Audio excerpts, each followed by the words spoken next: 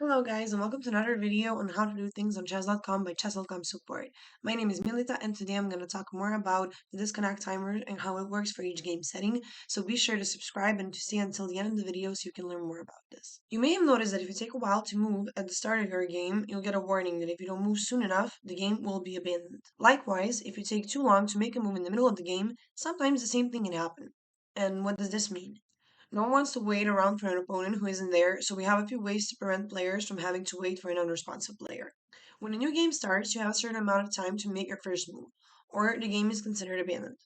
If you don't make your first move in 5 seconds, a timer will appear. How much time you have depends on the time controls of the game. For bullet, this is 10 seconds to make a move. For blitz, this is 15 seconds, and for rapid, this is 55 seconds. If you don't make a move when the timer runs out, the game will be counted as a loss for you by abandonment. Another way a game can be ruled as abandoned is if you disconnect for too long. How long you can stay disconnected before the game ends is based on the time controls. Basically, the rule is if you're disconnected, you have 10% of the base time plus 40% times the increment with a minimum of 30 seconds and a maximum of 3 minutes to reconnect.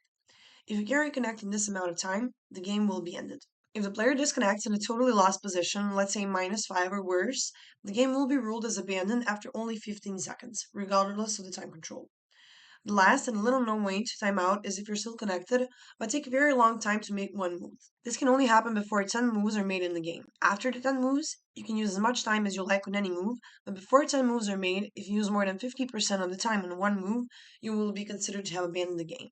And how can I avoid aborting these games? Aborting games too often will temporarily suspend your ability to board games. This means that if you cannot play, you'll have no choice but to resign, or risk further sanctions as described before. If you have to abort, then do so, of course, but whenever possible, use the features available to minimize your need to abort these chess games. Also, do not abort your games. Your opponent will not make a move at the beginning of the game. The server will do this for you. On their turn, each player has 15 or 20 seconds to make their first move. If this does not happen, the game will be automatically aborted.